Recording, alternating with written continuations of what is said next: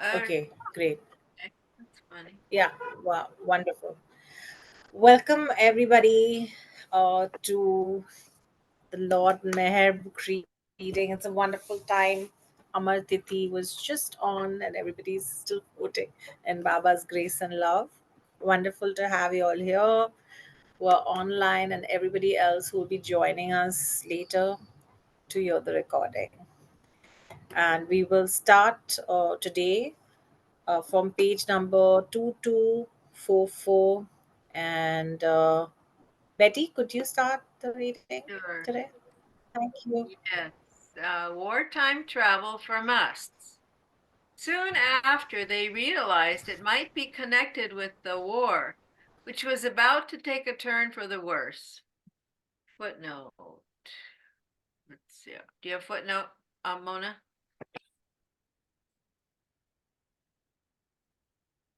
Do you see the footnote? And yeah, just a second. Yeah. In a similar manner to Meher Baba's Duni, it is said that Sai Baba worked controlling World War One through oil lamps. Yes, continue, please. Oil lamps. What an odd thing. Baba continued to monitor daily news of the spreading conflict. The global situation in December of 1941 was dangerous and bleak. Everywhere, the battered allies, Britain, Russia, and China, stood on the defensive. Everywhere, the Axis powers, Germany, Italy, and Japan, were triumphant. Hitler controlled practically all of Western Europe, and his armies had pushed hundreds of miles into Russia, which seemed on the point of collapse.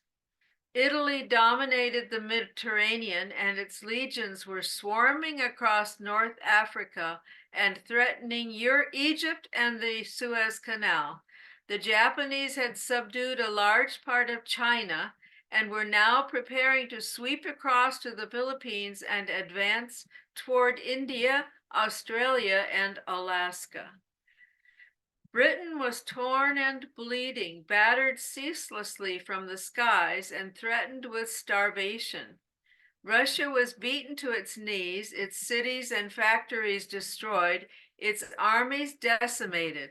So by December 1941, it seemed, as Baba had predicted, that Germany and Japan would wind up with three-quarters of the globe at their feet. America was still neutral, but that was about to change. Can you scroll up, Mona?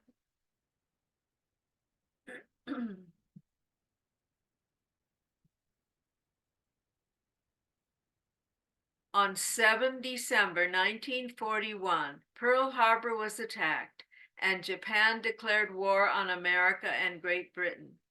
4 days later, on the 11th, Germany declared war on America. The same day, Baba began fasting on water and weak tea for a week and informed his lovers everywhere to fast on the 12th of December on only one meal. Meanwhile, on 7 December, Masaji had arrived from Pandharpur with two musts and Mimo. Paran and her children returned to Mehrabad the same afternoon from Pune. 4 days later, Arnavaz and Nargis came.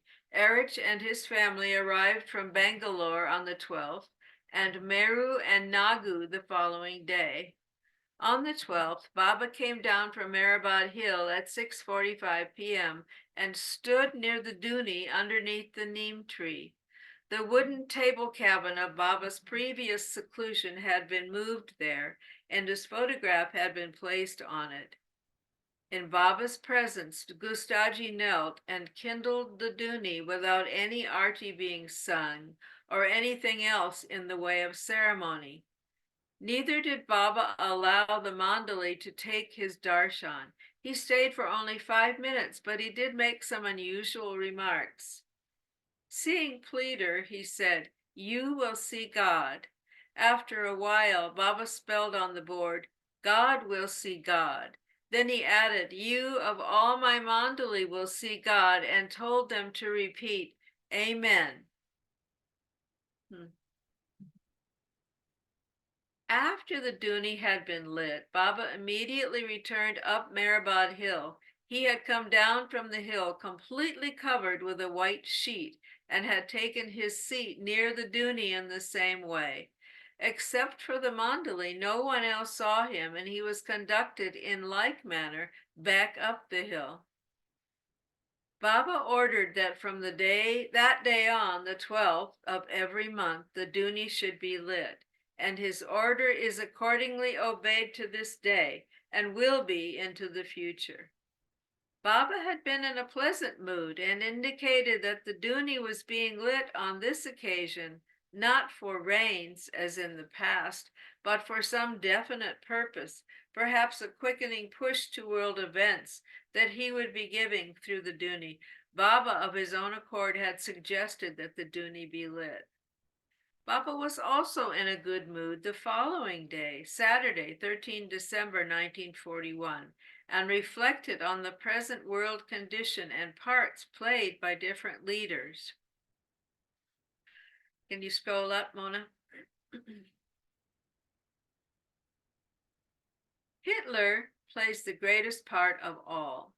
His name will remain immortal for centuries. He plays a double role of hero and villain simultaneously, and so marvelously in spite of such a burden of worries that would make anyone else crazy, and as well as being surrounded by enemies and spies that endanger his life every moment. He would have been assassinated already but for God's nazar on him to enable him to play the role assigned, which he plays so creditably. Due to his divine grace on him, a sincere belief and strong conviction are created in him, so that whatever he does, he thinks is for the betterment and good of humanity, and is therefore right, no matter how wrong it is. Even the trickeries and diplomatic moves against other countries of Europe, and now against Russia, are thus justified, he thinks. Otherwise, how could God's game continue as planned? Someone interrupted, asking, is he an agent of the spiritual hierarchy? He is not an agent, but an actor, perfect in playing the role ordained. What organizing powers he has! Look at his achievements, fighting all alone against the whole world, against such formidable enemies as Britain, Russia, and now America. Truly great. But he is a fool and a madcap. His colleagues, Goebbels and Goring, are hopeless, vicious. They have dragged him down. Another footnote, Mona?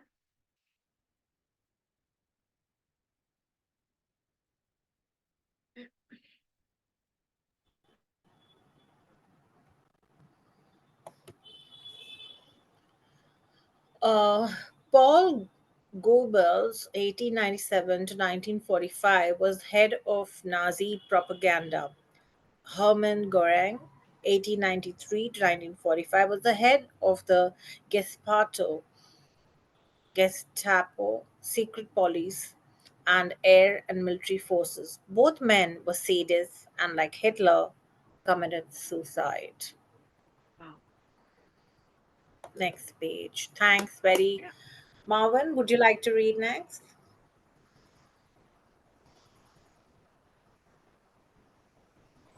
Okay. Mentioning Winston Churchill, Baba commented, although not a desirable politician like Lord George, Churchill is the right man to hold the position and grave responsibility at the moment. But for him, England would have already surrendered to Germany. The boldness, the spirit of opposition and fight Churchill awakened, and the courage he inspired in his nation are truly remarkable achievements. Stalin is very cunning with his big mustache.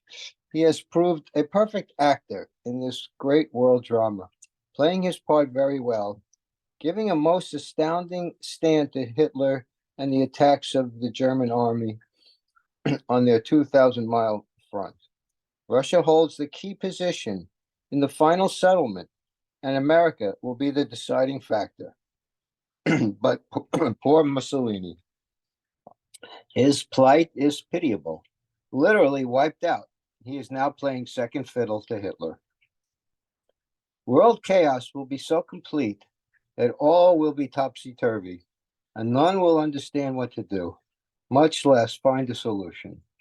And people from the north will go to the south, and those in the west will go to the east, drifting, all mixed up. No place on earth or the sea will be safe or free from the effects of war, directly or indirectly. All will be involved, affected, and suffer. Baba further stated, scroll, further stated, after all the current chaos in the world, there will be a complete change. A new world order will arise in which all were equal. It won't be communism, socialism, or fascism, which are all formed on a material basis. My plan will be on a spiritual basis, in which there will be no poor and no rich, but all given equal status communally. Great nations that have enjoyed a predominance of power for so long will now have a fall and will be on a par with others.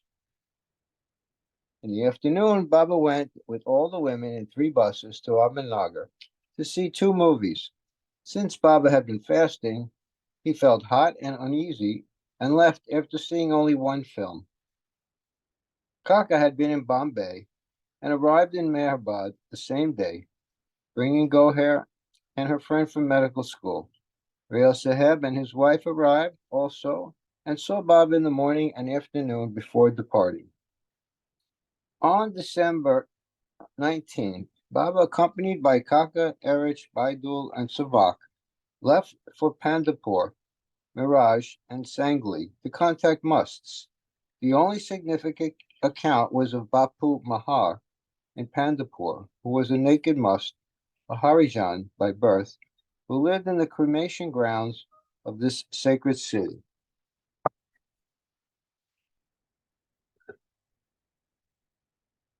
Baba returned to Meherabad 4 days later, on the 23rd. When Baba left on this tour, he left in such a way that none could see him or recognize him, and thus not disturb him during his seclusion. The same day that Baba returned from his mush trip, the ashes of Elizabeth's dog Kippy were received from America. They were buried next to Warrior's tomb, and a headstone was raised over the grave.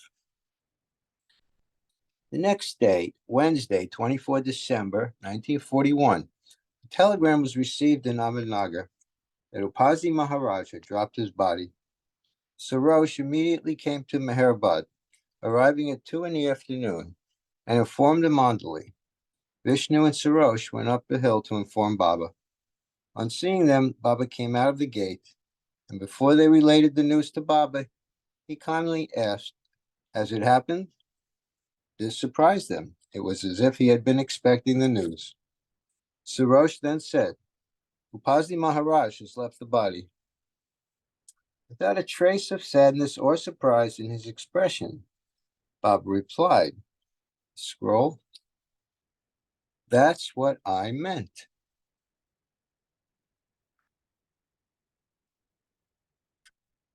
Baba directed Pendu, Vishnu, Kelamama, Shagan, Sarosh Chandji, who had arrived the same morning from Bombay with Goher, and Gulmai to go to Sakori to participate in the last rites, which they did on the 25th. Maharaj was buried at Sakori, and they returned soon after the ceremony was finished, arriving back at Meherabad at 10 that night. Dr. Deshmukh had arrived on the 25th, but it was too late for him to go to Sakori, so he remained near Baba at Meherabad. On the 26th, Baba called the Mandali to the Must Ashram on the hill and discussed the recent occurrence. Baba had instructed Gulmai to stay at Sakori during specific periods in December 1941 and also January and February of 1942, saying that at any time during these 3 months, Maharaj would pass off. The first of these time spans was 19 to 24 December, and accordingly Gulmai had gone to stay at Sakori on the 19th. But on the 22nd of December, she had returned to Nagar, as Maharaj had told her he was leaving for Satana, his birthplace, where he would be staying until the end of the month. However, Maharaj had returned the next day, complaining of chest pains, and subsequently expired the following day. Gulmai felt very bad about not being in Sakori when Maharaj died, as Baba had wished, but Baba comforted her. Don't worry, it had to happen that way. Baba then commented, the breaking of my silence will also be as sudden and unexpected as the passing away of Upasni Maharaj. The difference will, however, be in the general feeling, which will be very strong when I speak. All will feel it. It will shake the world like an earthquake. People will feel the shock in different degrees in different parts of the world. Thus, they will experience it in different ways. I feel unconcerned and even happy at this news of Maharaj's death, since I know that he is now relieved of the burden of retaining his physical body after his work was over and the long-awaited meeting with me had taken place at Daigaon. In memory of Upasi Maharaj, Baba instructed the men and women Mandali and his lovers everywhere to fast completely, taking tea only twice on 13th January 1942, and to hold a public feast on the 14th. He also ordered that the Duni, which would be lit on the 12th January, be kept burning for 48 hours in Maharaj's honor. A Parsi named Minu Barucha had come into contact with Baba during his stay in Nasik in the 30s. After this, Minu had gone to Sakori, where he had Upasi Maharaj's darshan. He became very devoted to Maharaj, who would sometimes visit his home when he came to Nasik. Ramju and Minu had gone together to Sakori for the funeral, and after a few days, Minu and his wife, Ai Mai, who once was a Kanya at Sakori, were called to meet Baba at Meherbad. Sitting outside the gate at Upper Meherbad, Baba assured Minu, there is not the slightest difference between Maharaj and myself. Feeling comforted by this, Minu asked, who will take Maharaj's place as one of the 5 perfect masters? A man living near Tibet, Baba answered. Manek Darasha Mehta was the leader of a group of spiritual seekers in Bombay known as the Jap Mandal Group. The group was planning a pilgrimage to all 5 perfect masters' headquarters. Kakabaria brought 4 of the group, including Mehta, to Meherbad on Sunday, 28 December 1941, to discuss the matter with Baba, whom they had not met before. The idea was not thought to be a sound one. Baba also at first refused to permit the entire group to come to Meherbad, but then relented and said they could come and have darshan from a distance if they agreed to come to Meherbad directly from Bombay and return there directly. Next page. After meeting Baba, Manek Mehta told Chanji that he was convinced Baba was the avatar of the age. Any doubts that my mind entertained previously with regard to his claims, he confided, have been totally removed. That day had been fixed as the date for drawing the lottery for the blue bus. 100 of Baba's followers and lovers had sent in their donations of rupees 50 each. On that day, Baba indicated to the Mandali, the bus will go to one outside the Mandali who resides at a great distance from Meherbad. Baba drew the raffle himself in the Must Ashram at 5 o'clock that afternoon. And true to his words, Keki Desai of Delhi won it. Keki was informed, and he expressed his respect for Baba by giving the bus back to Baba from his heart. Baba accepted his gesture, and the bus stayed in Ahmednagar, where Sarosh had it overhauled. Every 3 years in India, a huge religious fair, known as the Kumbh Mela, is held in succession at Hardwar, Allahabad, Nasik, and Ujjain. Scroll up. In 1942, the Kumbh Mela was scheduled to be held at Allahabad, and Baba expressed his wish to attend the gathering and touch the feet of 7,000 sadhus and musts who would come. He remarked about this work: just as other people's God is in idols and rituals, my God is in these musts.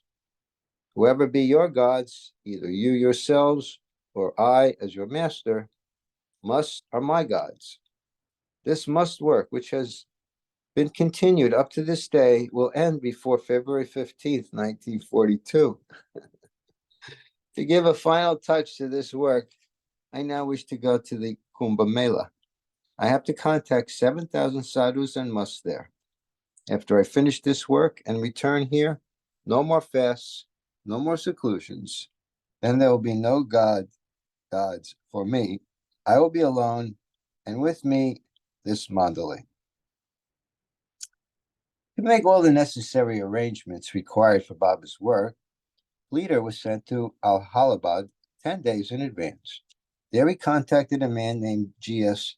Srivastava, an assistant commissioner with the state government, who had first met Baba in 1938 and became an ardent follower. Srivastava was already planning to spread Baba's message of love at the Kumbh Mela. Vibhuti and Baba Das were coming to Allahabad for the same purpose, but Baba instructed that until his work at the fair was over and he had left Allahabad, their work should not begin. Next page.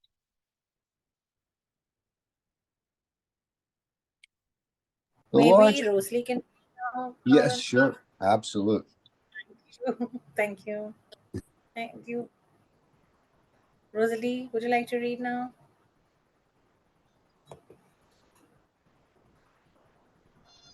I can read, but they have this beeping sound. I can't stop it. So,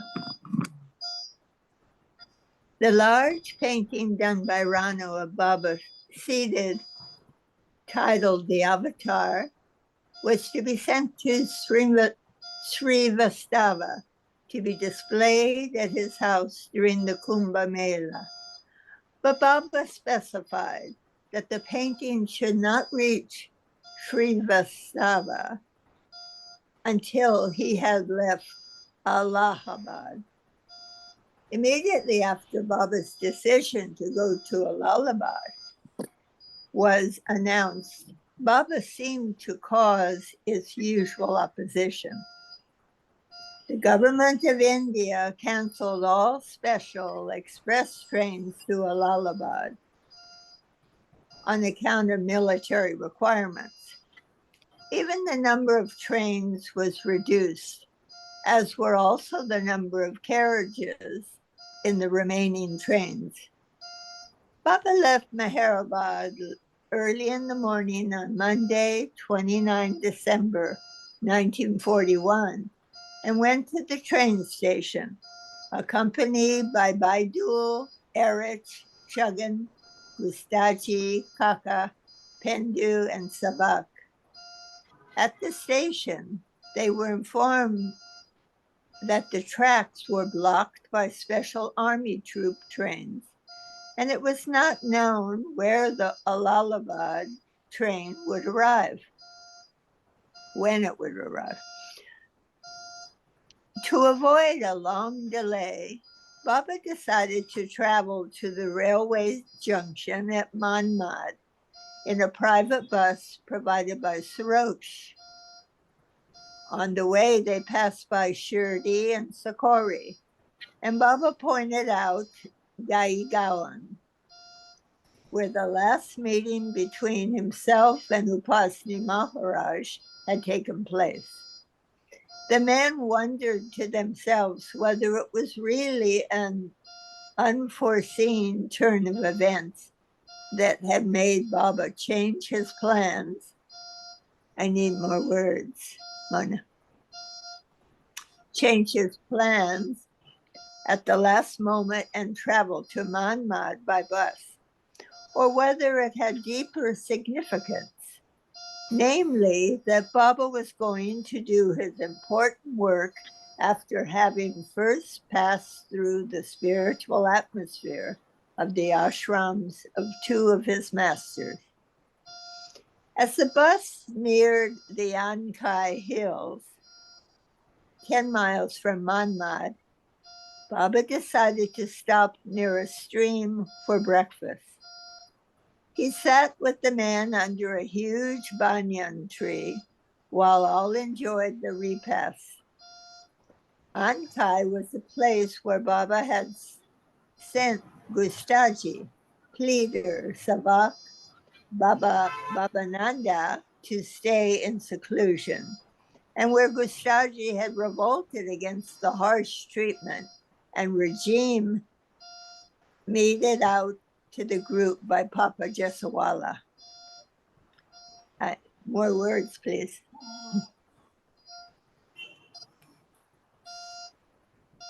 Meanwhile, the Mandali became anxious about finding space in a train compartment when they reached Manmad station. To their surprise, the train arrived with plenty of room in several third-class compartments. They had an almost empty compartment to themselves. Baba remarked, "Make sure that the carriage is going direct to Allahabad and won't be detached at an intermediate station." The Mandali inquired, and they were assured that the compartment was going all the way to Allahabad. More words, please.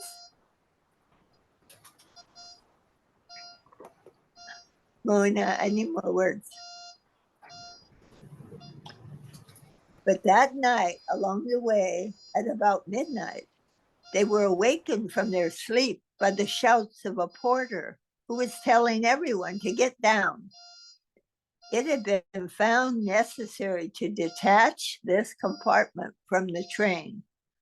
The men began cursing the railway's official and arguing, but Baba intervened and motioned, "Instead of talking and wasting time, quickly try to see if we can shift to another compartment. Otherwise, the train will leave." The Mandali found a little space in a carriage at the end of the train, and all hurried to it with their baggage. During the rest of the journey to Allahabad, a funny-looking person who entered their compartment at a wayside station provided great amusement for Baba. The short man had a large round belly, thin legs, and a large head. He poured out a tale of woe to Erich, and Baba signaled Erich to give him 10 rupees. He took the money and began filling the ears of all who would listen with more of his misery. Baba again had 10 rupees given to him. So he went on lengthening and elaborating his troubles. In this way, he was paid 10 rupees 5 more times by the time the train pulled into Allahabad at 10 in the morning, at which time his income also came to a halt. Baba was amused by the man and listened to him with apparent genuine interest. But the man had not the least idea from whose hands he was really receiving prasad. Hush money, really. I need more words.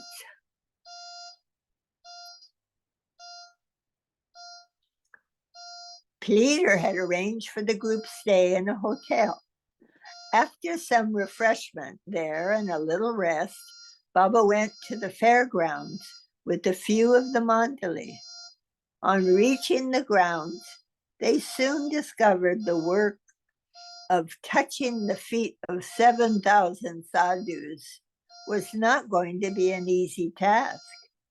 It was hot and sultry, and the Mela grounds near the river were sandy, stretching over a radius of 2 miles. The men suggested different schemes of how best to proceed in what seemed to be a Herculean task, as the sadhus were spread out everywhere. But Baba rejected all their ideas and set out on his own. They followed Baba on a reconnaissance. They followed Baba on a reconnaissance round of 4 hours of strenuous walking in the loose sand under a scorching sun. And having seen the entire place, Baba started making his contacts. Next page. Thanks, Rosalie. I'll read now.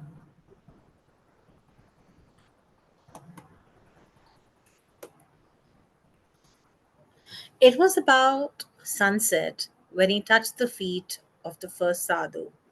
The man was gazing straight at the setting sun, loudly shouting, Jap, Jap, meaning repeat God's name. The sadhu wore the long garment of a typical sadhu, but on his head he wore an old shabby solar topi. Topi means cap in our language, usually only worn by Europeans. The Mandali thought it significant that this first contact was someone whose dress was a mixture of East and West. The second sadhu contacted was a young, handsome man of about 30 who saw Baba from a distance. For a while, he began dancing as if overcome with happiness. He paced about and then sat down. The feeling had overpowered and exhausted him. Baba embraced him as if he were his dearest child. The young sadhu was completely naked and his body was covered with dust and sand. He was known as Nanga Mast. Nanga means naked in Hindi. Naked sadhu. Yeah, Mast, Nanga Mast. He would walk about Allahabad with his eyes turned upward so that only the whites could be seen. A lot of people while meditating do that as well. While colliding into people or objects, but his conversation was irrational. He was taken aside to an empty tent to be contacted, and after half an hour, he suddenly crawled away under the canvas of the tent.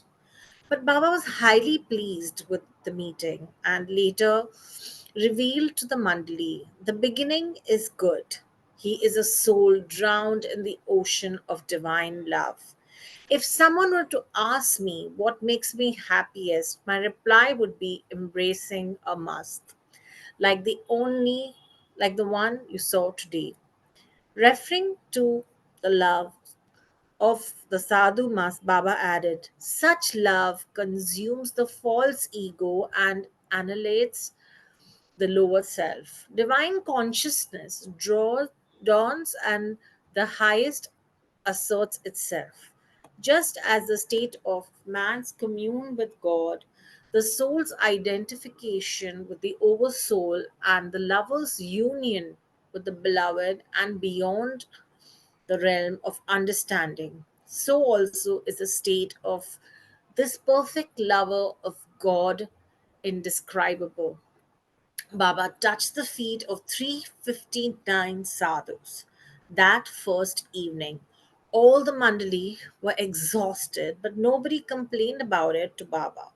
To their relief, Baba himself indicated he was tired and the work should be resumed the next day. The following morning, 31st December, Baba rose early, walked from the hotel, and by 6 o'clock began his work of bowing to the sadhus. Baba eased the Mandali's duties by directing each to stay in one place.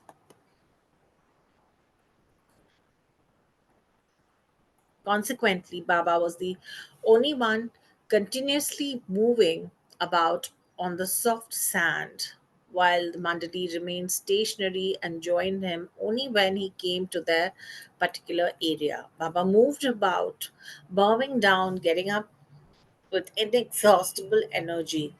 Not only was he moving from place to place, he also had to bend down to touch the feet of hundreds of sadhus who were found, some lying down, some squatting, some themselves walking about, and some in small huts with narrow, low doorways.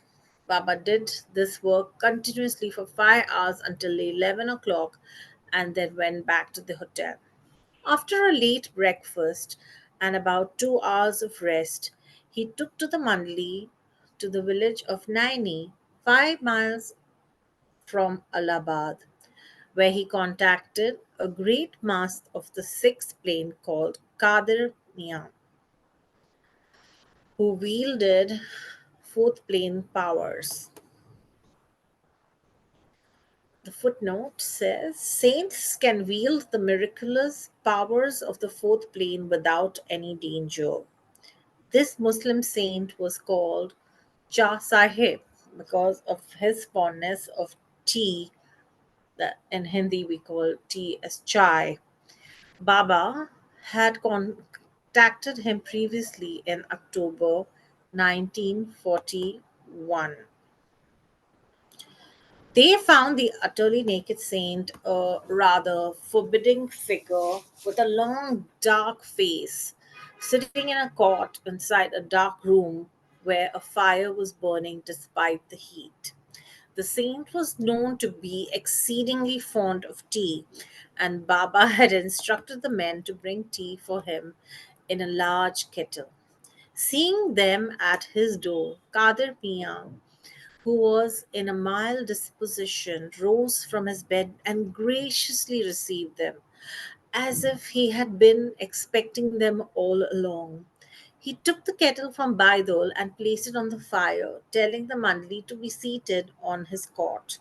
He bade Baba to sit separately in a corner of the room, while pretending to talk generally to the men about their health and pouring tea for all. He was stealing significant glances at Baba. Both the Mast and Baba appeared radiantly happy in the small darkened room.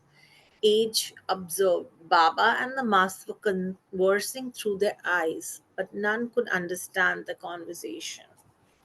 After spending half an hour with Kadir Mia, Baba returned with the men to Allahabad and proceeded straight to the to the Mela grounds. Mela is like a fun fair. Yeah. He began his works of bowling. Sorry, began his works of bowing to the sadhu after sadhu from 6 in the evening, and it continued for 3 hours. By then, he had exceeded the figure of having touched the feet of 7,000 sadhus. Baba chose to contact them at their prayer times in the morning and evening, and at the large camps where free food was distributed, because at those times hundreds of sadhus collected together and could be contacted easily in large batches. I would like to invite the next reader. If Eva could read now, that would be wonderful. Of course. Thank Be- you. you're welcome. Before departing, he found the young, naked Sadhu Must and sat with him for half an hour before returning to the hotel. Among the thousands at the fair, this young one was the only real advanced soul there who made Baba happy. Baba referred to him as a big saint. And footnote,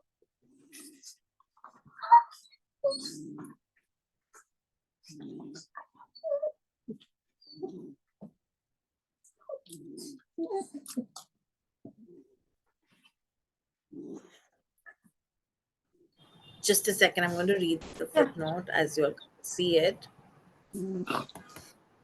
Baba later revealed the sadhu was on the fourth plane. Continue, please. Exhausted, Baba drank only a glass of ginger soda and then took a hot tub bath before going to bed. The next morning, Thursday, 1 January 1942, Baba was up by 5 o'clock, and after tea, in an especially good mood now that his work had been completed to his satisfaction, they left Allahabad by the Bombay mail train. The day Baba left Allahabad, his life-size portrait from Meherabad arrived. Srivastava Babadas, Vibhuti Narayan Singh, Chaturvedi, and Turt Haraj Pandey actively began their work at the Kumbh Mela. Rano's painting was carried in a large parade accompanied by music, and 8,000 leaflets with information about Meher Baba and his message were distributed. Thousands came to Srivastava's house to take darshan of the painting. They had no idea that the one whose darshan they were now having had bowed down at the feet of thousands of sadhus and had been in their midst for 2 days, having clandestinely come and gone. Baba stopped in Secunderabad briefly for must work and then continued by train. A touching incident occurred on the train between Secunderabad and Sholapur.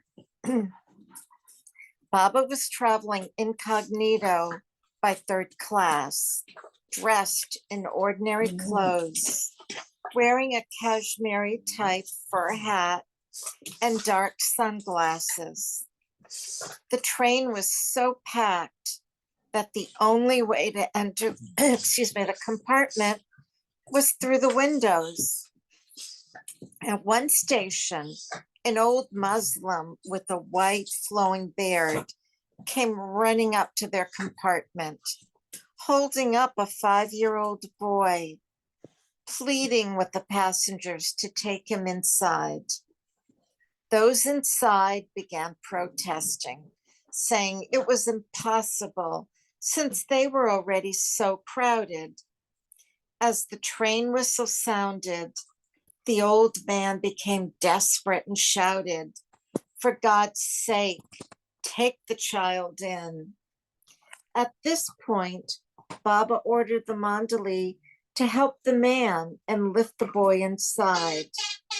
Amidst loud arguments with their fellow passengers, the Mandali did as they were told, brought the boy in through the window, and sat him down next to Baba.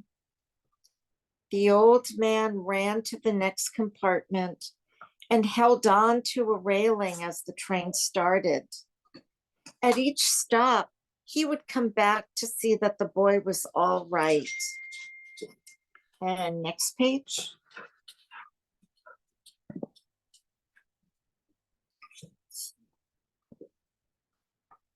Observing the old man's anxiety, Baba ordered the Mandali to make room for the man inside. After much trouble and more vociferous complaints from the other passengers, the Mandali succeeded in pulling the man in through the window. He squeezed in next to Baba and put the boy on his lap. In the course of conversation with the old Muslim, the Mandali learned he was from Gulbarga and asked, as was their habit, if he knew any musts or saints thereabouts. The man was surprised by their question and asked, "Why do you ask about saints? People go to a saint with two distinct objects, either for obtaining wealth and prosperity or for God. Which do you seek? Erich explained, we are Parsis from Ahmednagar, but spiritually minded and interested in saints. Hearing that they hailed from Ahmednagar, the old man reproached them. What?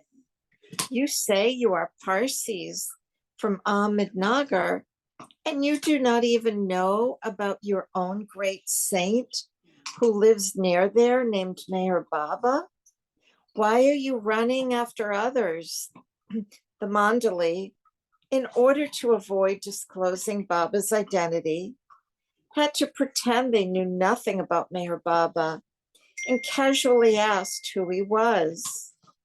The man laughed derisively at their ignorance and chided, why, he is a very, and scroll down, please.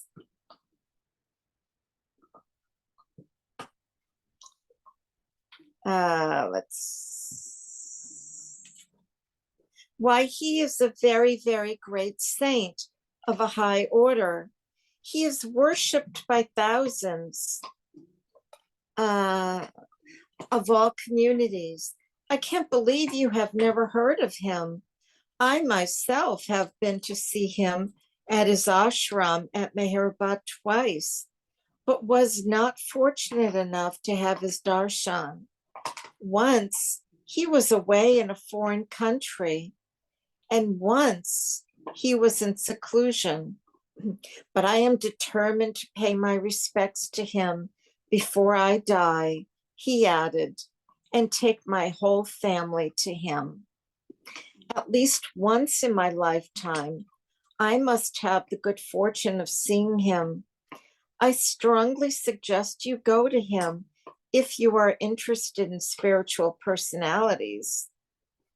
At this point, the train stopped at Gulbarga, and the Muslim got down, thanking them for making room for himself and the boy. After he had left, Baba asked if they had any of his photographs with them. Erich pulled a copy of Meher Baba journal from his bedding roll.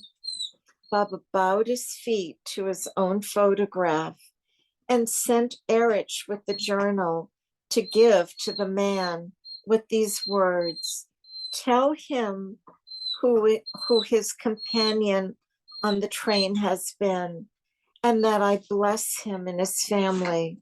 Now there is no need for him to visit Meherabad. And next page.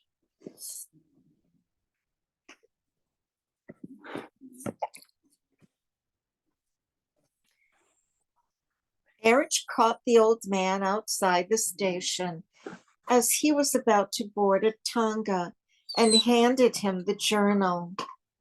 When the old man saw Meher Baba's picture in it, and Erich revealed Baba's identity to him, he exploded in anger. He loudly abused Erich for having kept it a secret all this time. Erich tried to explain the master's reasons for not seeing anyone and traveling incognito, saying, you are so blessed to have journeyed with him for an hour when hundreds of his followers thirst for his darshan, which he does not allow even for a moment. But the man would not listen and cursed Erich and his entire younger generation. The man explained how restless he had felt in the other compartment, and that was why he kept returning to theirs, somehow irresistibly drawn to be near Baba after having longed for his darshan for so many years. Erich ran back to catch the train, and the old man ran after him. Erich jumped on board. The man saw Baba leaning out of the window without his dark glasses and hat, as if waiting for him. The old man bowed his head to him, and Baba placed his hand on his head in blessing as the train pulled away. At the next junction, Baba stopped in Sholapur to contact two advanced souls. Guliappa Swami was an 80-year-old yogi of the fifth plane. Salik-like, though Guliappa Swami dressed and behaved as a man, he referred to himself in the first person singular feminine as if he were a woman. And footnote,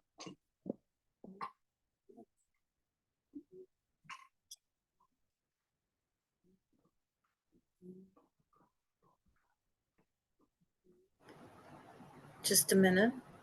sure.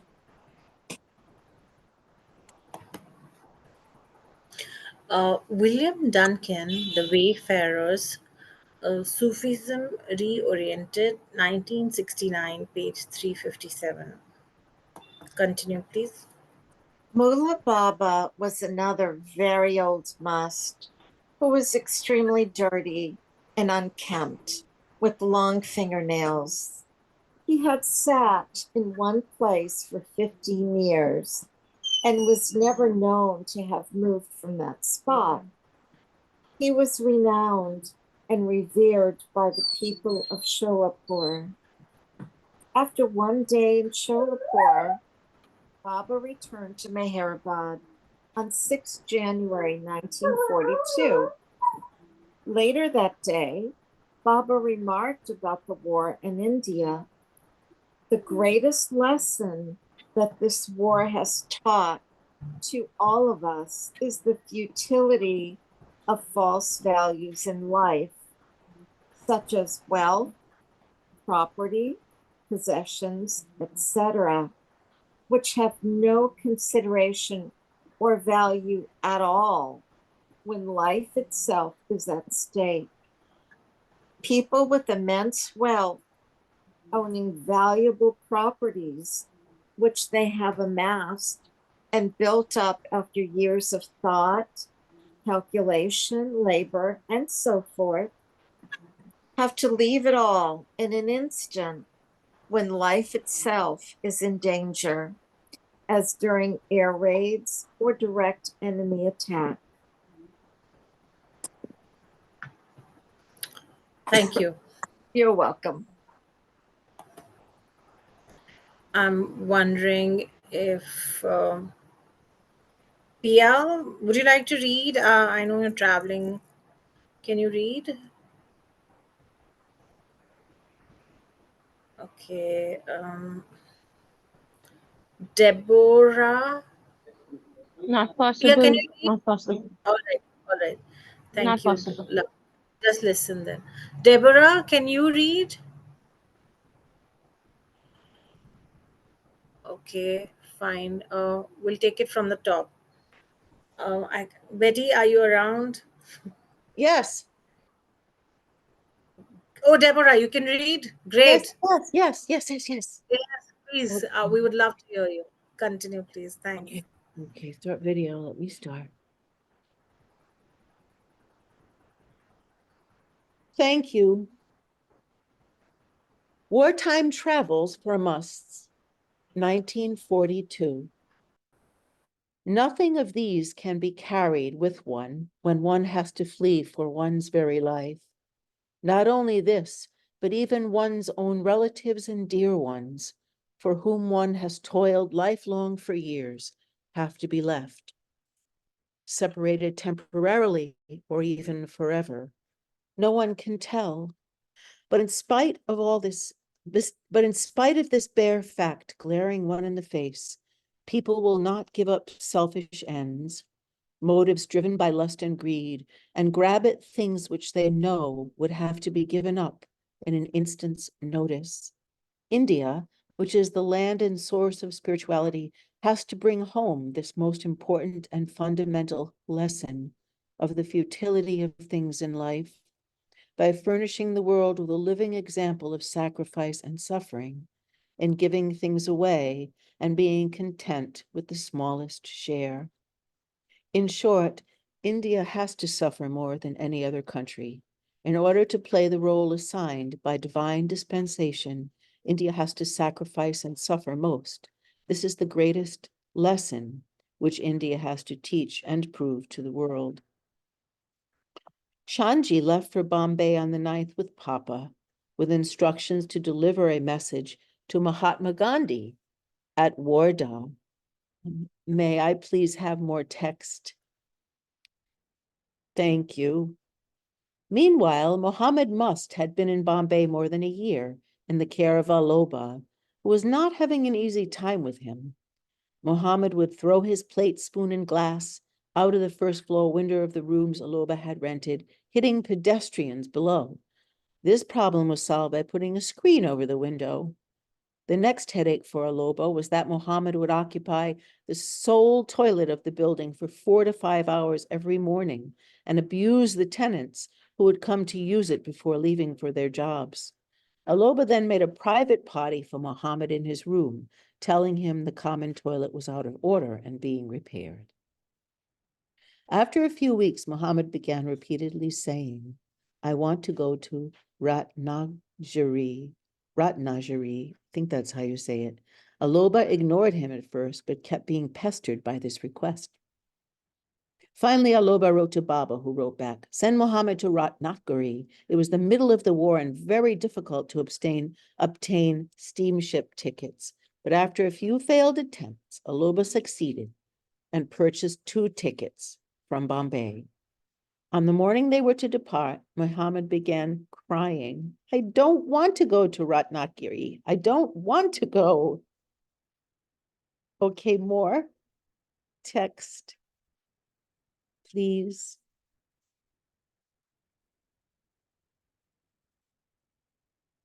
Baba had instructed Aloba to find a man from Ratnagiri to take Mohammed on the ship.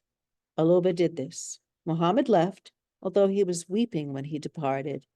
After 6 months had passed, Baba wrote Aloba informing him to bring Mohammed for a day.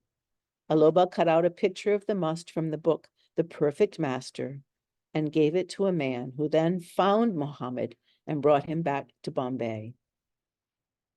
Mohammed was taken to Baba for a day on the 9th of January. Baba worked with him for a few hours, gave him a bath and a new kafni. Mohammed told Baba, "I want to go back to Ratnagiri." Although Aloba was by now completely fed up with looking after the must, Baba ordered him to take Mohammed back to Bombay. Aloba had no choice but to comply.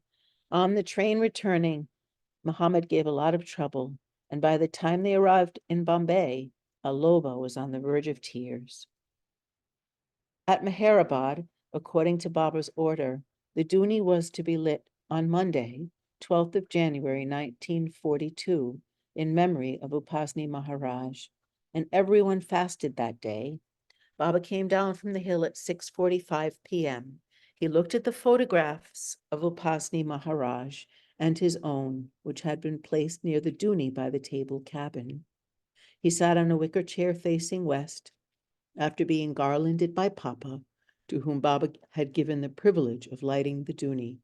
When Baba gave the signal, Papa lit it, and at Baba's order, Pendu, Padri, Papa, Sidhu, and Vishnu, who were the only men allowed to be present, each placed a stick of sandalwood on the fire.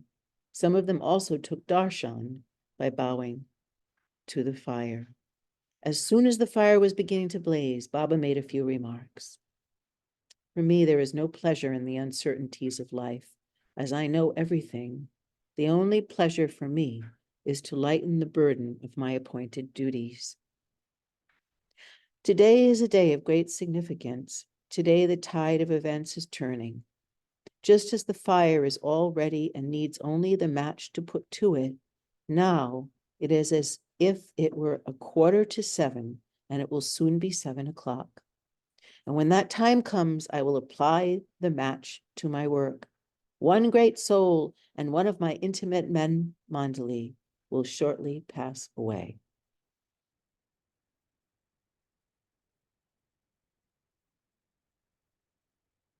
Baba remained with the men at the Duni for about 20 minutes and then returned up the hill. Before leaving, he instructed, now that Upasni Maharaj is gone, henceforth, those devotees who used to go frequently to Sakori and who love me also should not go there any further.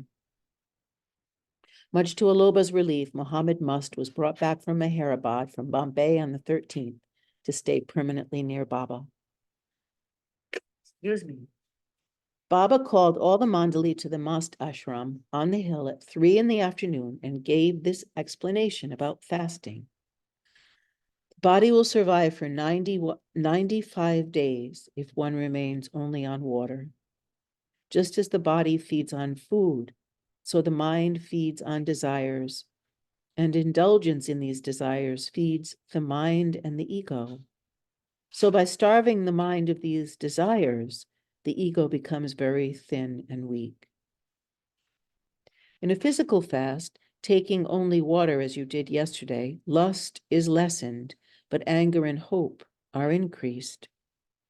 During the first 3 days of a fast, hunger is marked, depression is strong, anger is strengthened, and lust is diminished. From the 3rd to the 7th day, there is a fluctuation in feelings. Hunger, depression, anger, and lust are all lessened, while hope for everything is still strong. On the 10th day, the feelings again swing back, and there is increased hunger and anger. This lasts until the 14th day, when the feelings again become calm and remain calm. Thus, after the 14th day, a fast has no spiritual value. Baba then mentioned his future plans. Before I speak, I have to do 2 things. I have to touch the feet of 7,000 sadhus, which I just did at Allahabad. I still have to visit Nepal and Tibet. So from the 15th of February, I will wander in these regions. Baba then had some Sufi songs played on the record player and explained their meaning. On Wednesday, 14th of January, 1942, a feast was arranged for the Arangan villagers and those from surrounding places. The feast was held near the Duni, and Baba came down the hill at 6 that evening to watch the distribution and festivities and listen to the bhajan singing. The Sada family and other close ones from Ahmednagar had come for the occasion and had the chance of seeing Baba after a lapse of almost a year and a half.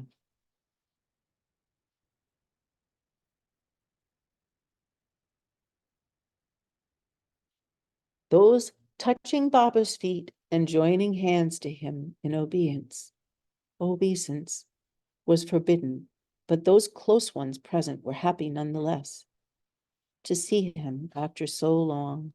Baba remained among the gathering for 2 hours, then walked back up the hill.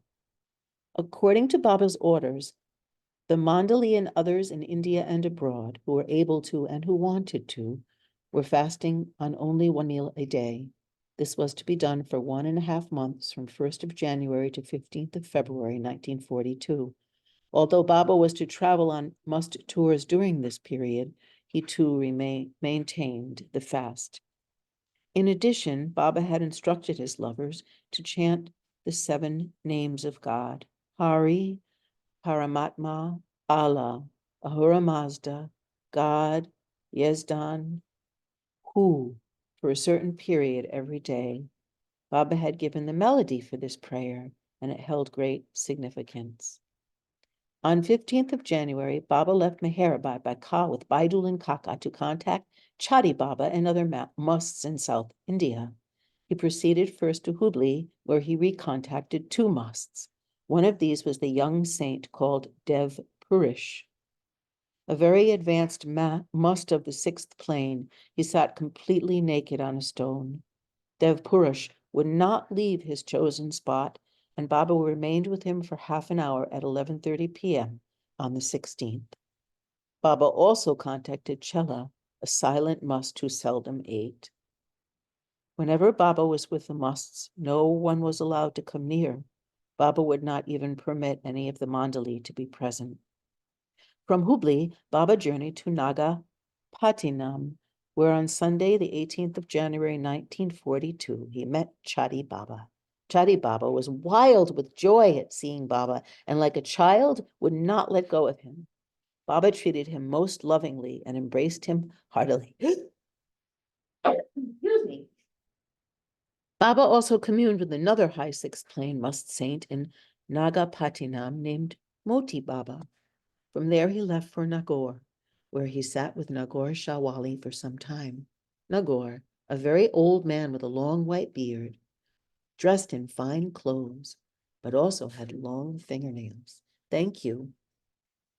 From Nagaur, Baba went to Miraj on the 21st via Erodi, Chinglpet, Raichur, and Karundwad. I'm sorry for the pronunciations.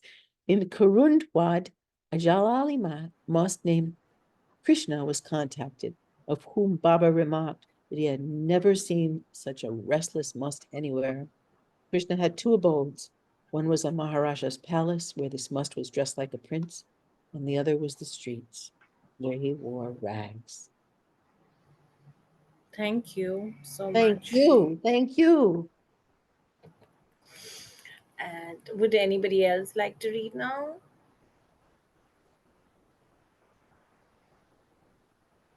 I'll read a bit. Okay. Wonderful. Thank you very much. From Miraj, Baba proceeded to Aravata village on rough dirt roads, crossing a small intervening river by boat. There, Baba communed with a Muslim saint named Wazir Baba, whom he had contacted before. They then left for Meherabad, arriving there on 23 January. On Sunday, 1st February 1942, the Dada Chanji family of Bombay came to Meherabad for a day. Naroji's sons Homa and Dara's Navjot ceremony was performed before Baba at this time. Baba repeated to Chanji's brother Aspandiar what he had told the Mandali the previous month. Although this war has shown to people how futile and transitory money, wealth, and properties are, being either taken away or destroyed by destructive forces of warfare, where life as such has practically no value, yet this lesson has to be convincingly taught and brought home to India. And for that, India has to suffer most of all. India will be literally crushed between two pincher movements from both sides, east as well as west. Then there will be internal troubles, chaos all over, leading to a complete deadlock. It will be then that I will speak. The world will have to listen. You will see. But don't worry, for the next 4 months, carry on as at present. Don't rush it for anything new. Let things roll on automatically. Give no push nor hold them back. Let it all happen naturally and force nothing. And whatever you do, I'll have my nazar on you. Can you roll up? Arnavaz and Nargis stayed at Meherabad with the women, and the others left. Baba wanted to work in the vicinity of the Himalayas, so he sent Papa and Sabat Kotwal to find bungalows in Dehradun. With the help of Keki Nalabala, they arranged a fine two-story house. On 2nd February 1942, Baba left Meherabad for Dehradun with the men and women Mandali. They boarded a 10 p.m. train at the Ahmednagar station. All the eastern and western women were with Baba, including Arnavaz, Nargis, and the servants. Of the Mandali, only Baidul, Gustaji, Nilu, Vishnu, Krishna, and Venkoba Rao accompanied him, while the 15 or so remaining men Mandali were ordered to stay in Meherabad. The group reached Dehradun on the morning of 5th at 6 o'clock and were met by Papa and Savak and taken to the bungalow called Prem Bawan at number 4 Chander Road. Baba occupied the upper floor alone and the women occupied the ground floor. Next page. The Mondali stayed elsewhere at a bungalow called Sunnyside at number 25 New Road. Footnote, It is possible the address was number 10 New Road. Yep. okay. Kakabaria and Chanji met Baba in Dehradun, but Kaka was sent back to Bombay on the 6th. He returned a few days later. Meru and her sister Nagu had traveled with Baba and the group from Mehrabad, and Baba sent them back to Nasik with Chanji on the 9th.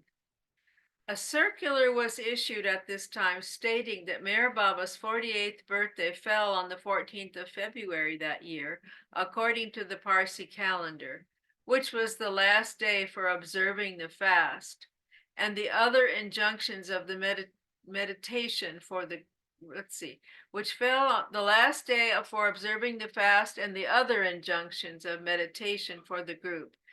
Baba ordered that no celebration was to be held, either publicly or in private.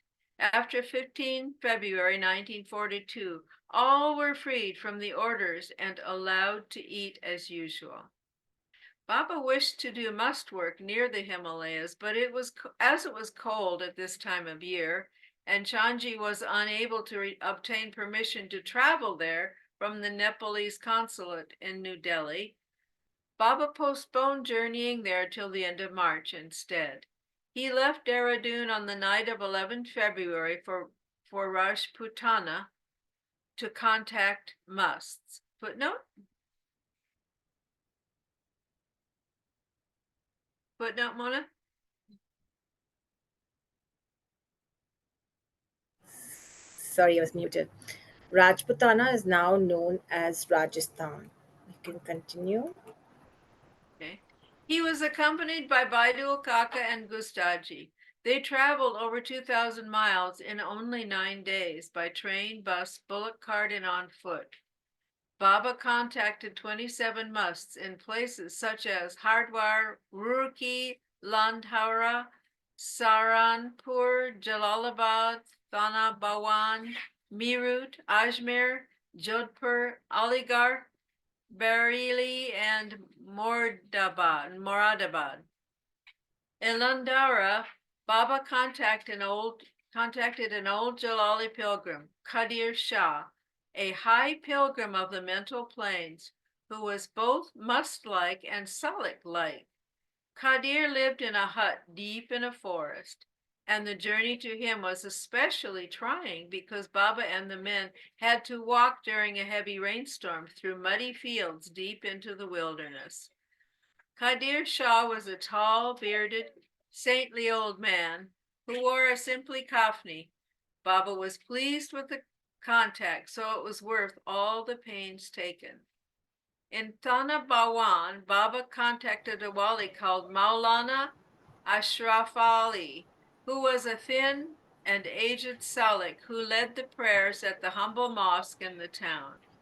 It was claimed that Ashraf Ali would be seen simultaneously in Thana Bawan and in Delhi, leading prayers at the great Jama Masjid mosque. Among Baba's most significant contacts during the tour were those in Ajmer, where he again contacted the Masjid Chacha and the saints Lakan Shah and Socrates. Thank you very. Okay. Baba and company had been traveling virtually non-stop for 4 days. When they arrived in Ajmer at 10 at night on the 15th, they went immediately to a dharamshala. Leaving their luggage in a room, they proceeded to Chacha's residence, even though they had been traveling all day in a crowded train and were exhausted. Chacha was staying at the time in a room of a house in Ajmer. Upstairs in the attic lived a Muslim mujawar, caretaker of a shrine or attendant to a holy being. The caretaker knew Baba, and whenever Baba came, he would arrange things for him. The house was situated on a main thoroughfare, and there was a throng of people surrounding the masjid during the day. Baba therefore went late because he wanted to contact Chacha only when he was alone. When Baba arrived, Baidul called out to the Majbur. Chacha was fast asleep, but when he heard Baidul's shouting, out of sheer joy, he fell off his bed and tumbled down the stairs to receive his illustrious guest. Baba sat with Chacha for an hour and a half. He compensated the caretaker handsomely as his work with the Majzoop had gone very satisfactorily. Baba and the men returned to the Dharamshala at 2 a.m. In Jodhpur, Baba contacted two Mas with whom he had worked the previous year. The first was Mastani Mai, the advanced female Mast who was famous throughout the region. The old woman, carrying an assortment of bundles, wore many golden bracelets, rings, silver coins, and other ornaments given to her by barren women whose prayers for a child she answered. Also in Jodhpur, Baba contacted Nanga Sadhu. This was a high six-plane mast who, when people approached, he would hide his face behind his hands and look through the fingers. Traveling on to Bareilly, Baba contacted Bashir Mia, an elderly lean mast who was seldom seen eating and also reputedly never slept. He was a mental conscious Muslim saint who had 30 to 40 men and women disciples with whom he lived. In the evenings, these disciples would gather around him, play music, and sing and become ecstatic. The Saint Bashir Mia had a public kitchen in Bareilly for the sole purpose of feeding the poor.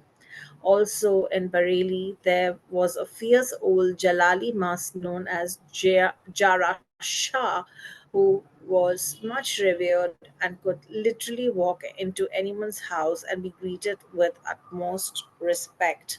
With this, we shall end today's reading at page 2263, where we were reading about wartime travel for Mars, and we shall continue next week from 2264. It was wonderful having you guys together. We shall continue with a small chat, and I'll see you Thank you. guys next week. Thank Thank you you. so much, Mona. It was so lovely to have you, Deborah. You can Oh, stay on and we can have a small chat if you like. I'll Yeah. see if I can. Yeah. Thank It's so you. nice. Where are you from, Deborah? Um, from Rhode Island, but I'm staying in Florida now for a short while Oh, and have just okay. started watching the Artie, and so it's wonderful. It's so wonderful to be with other Baba lovers. Yeah, so Deborah, I'm from Bombay. I'm in Marvin Connecticut. is